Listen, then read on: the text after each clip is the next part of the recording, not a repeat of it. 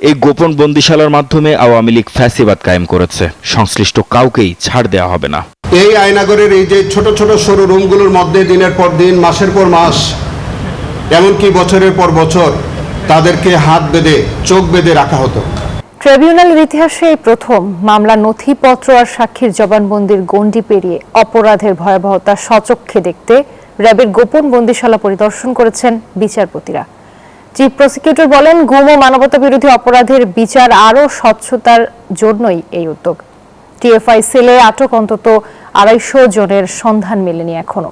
সকালে র্যাবের গোপন বন্দিশালা টিএফআই সেল পরিদর্শন শেষে সাংবাদিকদের তিনি একথা বলেন। ঘুটঘুটে অন্ধকার, চারদিকে কনক্রিটের দেয়াল আর বিভৎস গরম। বাইরে থেকে সম্পূর্ণ বিচ্ছিন্ন ছোট ছোট কতগুলো কক্ষ, যেন জীবন্ত মানুষের জন্য তৈরি এক অন্ধকার জগৎ।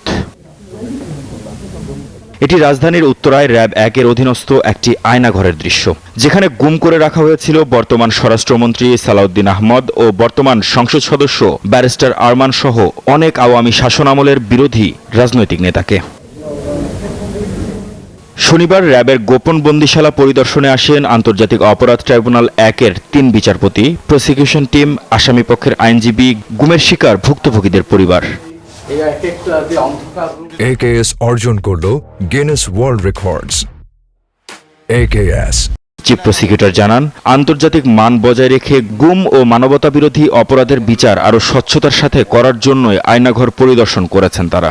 এই আয়নাগরের এই যে ছোট ছোট সরু রুমগুলোর মধ্যে দিনের পর দিন, মাসের পর মাস, এমনকি বছরের পর বছর তাদেরকে হাত বেঁধে, চোখ বেঁধে রাখা হতো এবং সেইভাবেই তাদের উপরে বিভিন্ন রকমের অত্যাচার নির্যাতন করা হতো। কাউকে কাউকে দীর্ঘদিন পরে ছেড়ে দেওয়া হতো, বিভিন্ন মিথ্যা মামলায় তাদেরকে দেওয়া হতো এবং অনেকেই মেরে ফেলা হতো।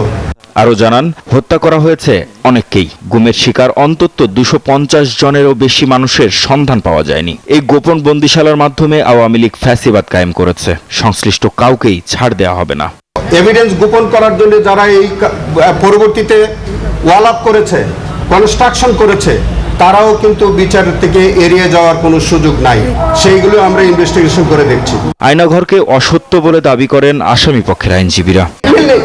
অ্যাবসলিউটলি ওনারা যেটা পেপারে লিখেছেন, এখানে আমরা যেটা দেখেছি এটা মিল নেই। এই কারণে আমরা আরো একটু বেশি ধন্যবাদ জানাতে চাই যে আমাদেরকে এখানে নিয়ে এসেছে। টিএফআই বলতে নির্দিষ্ট কোনো জায়গা নাই, it can be anywhere throughout the entire country. এটাও আমার কথা। আয়নাঘর বলতে আমরা আজকে কিছু দেখতে আসি নাই। আগামী শনিবার ক্যান্টনমেন্টে ডিজিএফআই এর কার্যালয়ের ভেতরে জেআইসি সেল পরিদর্শন করবেন ট্রাইব্যুনালের বিচারক ও prosecution team. Mahmud Hasan, news 24, Dhaka.